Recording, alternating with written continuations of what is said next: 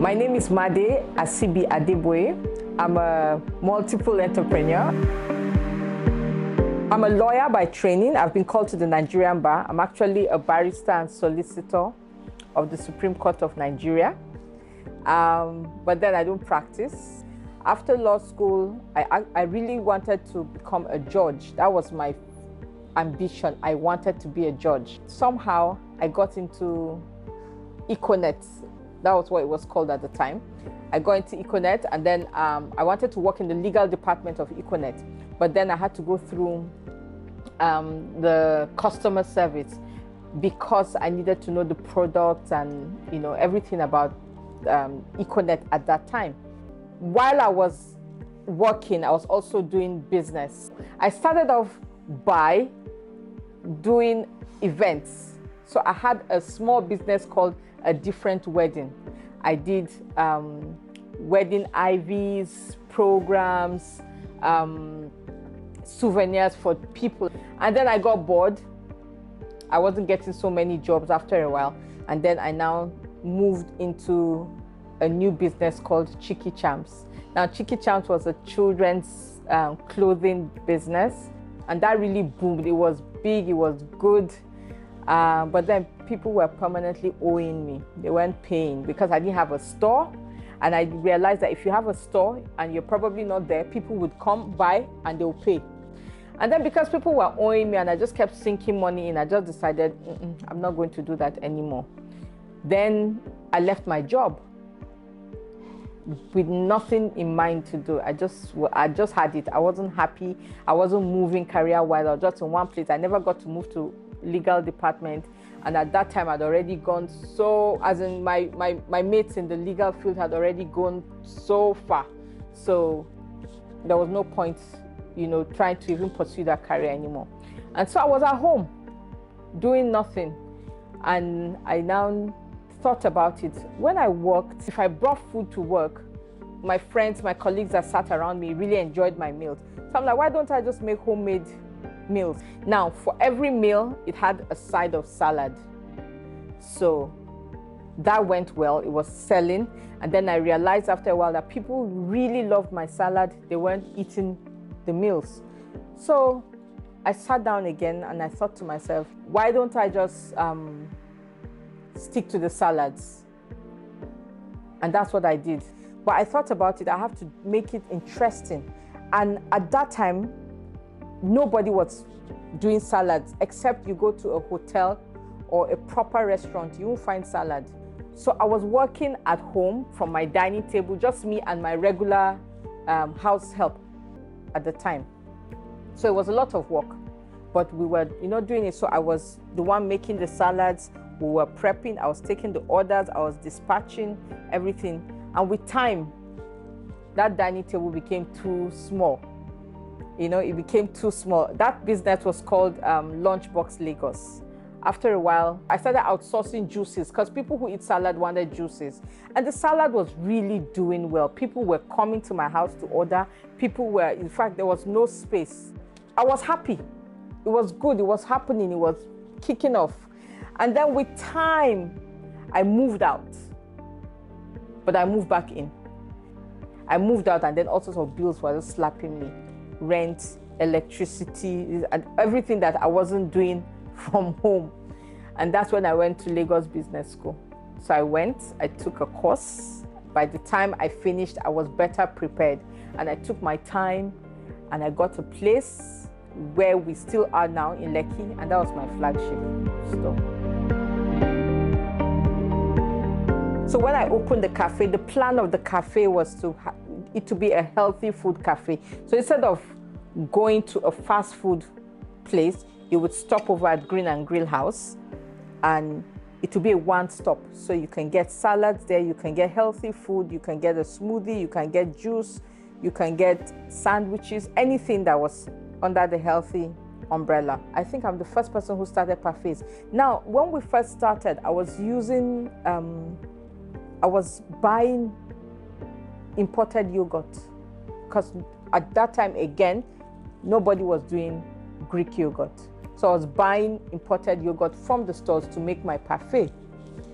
And then my mom came visiting, and she's like, why are you not selling yogurt? Immediately I heard, why are you not selling yogurt? Like sparks just went off in my head. Why? My mom had a yogurt factory while we were growing up. So we worked in that factory.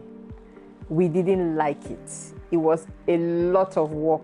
It is stressful. And for me, who had just finished secondary school, I would work in the factory. I would be the driver. I'll go and deliver, arrange it in the people's fridge or store or whatever.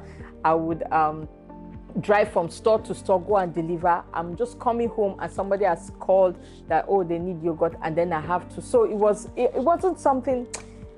I just looked at it like stress. So she's like, I said, no, I'm not. I said, you see what? I'm an adult now. Nobody's going to stress me in my life. I'm not doing that. And she's like, okay, even small. I said, Bamba, I don't want. Anyways, by morning, she had made yogurt. Nowhere to put this yogurt. I had to take it to the shop. By afternoon, they called that the yogurt is finished. She said, you see, Shebi, I told you. So she said, let her make another one. I said, they can enjoy yogurt for this period that you're around. After you go, I'm not doing this thing. But then they kept calling. And then it was cheaper for me to make the yogurt than buy yogurt to do my parfaits. Yes, I have 2 food businesses running concurrently. I have the cafe, Green and Grill House Healthy Food Cafe, and then I have Green and Grill House Greek Yogurt. The Greek Yogurt is a full-time business on its own. So I have different people managing both businesses. The biggest obstacle I face is financing. It's very, very difficult in Nigeria to get financing for your business, especially if you're a small business. You don't get proper waivers. You don't have access to money. When you go to the banks, I mean, all over the world, you need money, you go to the banks. But the interest rate is just too high. At the end of the day, you're paying almost double. So it means you're practically working for the bank. I was lucky to get, there was a scheme that Central Bank of Nigeria was doing, and where they were giving businesses, viable businesses, money. And they came, they looked at my business, they saw what I did, and they thought I was worthy, and they awarded me money. They didn't give me the cash, but they bought my equipment. So they bought me the yogurt making equipment. For people who don't have this kind of access, they really don't, in this country, I can't see any way in which they can scale their business outside borrowing from family and friends, or somehow getting a grant.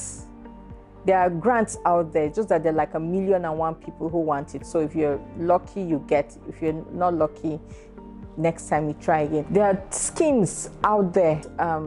We are many in this country. We are many, and somehow our generation have a lot of entrepreneurs. So even if those organizations are providing some sort of funding for small businesses, it's just like a drop in the ocean. Not many people, like for example, like me, when I went to get my award from CBN, it was just 2 of us that were picked from Lagos. So I got it based on the Pan-African University, Lagos Business School, and the other person was from another. So it was just 2 of us. But off my head, I can count 20 entrepreneurs I know that I'm closely associated with. So it's just a drop in the ocean. It's there are agencies out there that help, but it's not enough. As a woman raising a young family and also multiple businesses, how do I cope? For a long time, it was just my husband and I. I didn't have kids, so I had a lot of time to give to my business, make my mistakes, fix it, and just put my all in it. So as of a year ago, that's when I started raising my young family. And since I got pregnant in March of 2020, I haven't been back to work. I've been working from home. I have able staff. At the end of the day, I get reports from the cafe, I get reports from the factory. So that way I know what's going on. And then when there are things that need to be done, and then for some of our vendors, because right now with the yogurt, we're stocked in almost all the stores in Lagos, thankfully.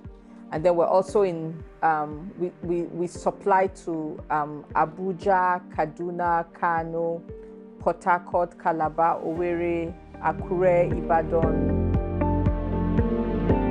I have good staff. I have been blessed with the best staff. My cafe, my staff hardly ever leave. If they're leaving, it's because they found something better, or maybe they're leaving this part of Lagos, or they're leaving town. What I do differently to retain my staff, I think basically is just treat them like human beings. I run my business like a family business. As we say in Nigeria, you get rest of mind. Why would I want to go anywhere else? The whole bureaucracy of, would I say government or Nigeria, is just stressful on entrepreneurs, especially small entrepreneurs. When you're, the big guns, they don't have that kind of issue. They can just make phone calls. They get waivers. They can, they own the place, so they can do. But it's a lot of people, you lose money. For example, my containers being stocked means I'm paying demurrage every day, and every day it gets higher. So I'm paying money that I should be saving to do something else. And then the cost of living and cost of expenses of anything right now in Nigeria has skyrocketed. So you're trying to make the profit you used to make before has more than halved. So what the little you're making now is what you're using to make things work for you. It's just an unfortunate situation.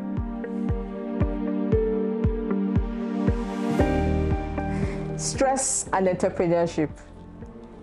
I don't know how it works for me, but I shall know that I don't like stress, but I know I'm very hardworking.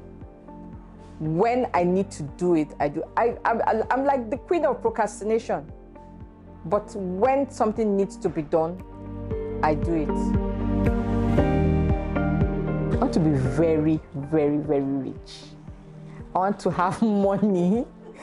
I want to be able to I love traveling. So before we started our family, my husband and I traveled so much. We were everywhere. I'm sure a lot of people were always looking at us like, this one's going to go and start a family.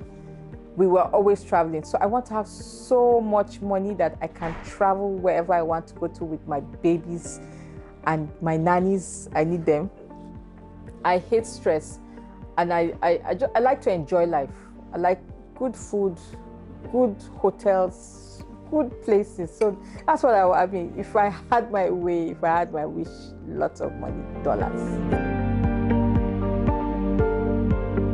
Better soup na money killer. Like I said, I love enjoyment. I don't like stress. And for me to get that life that I want, that I crave, to enjoy my life, I need lots of money.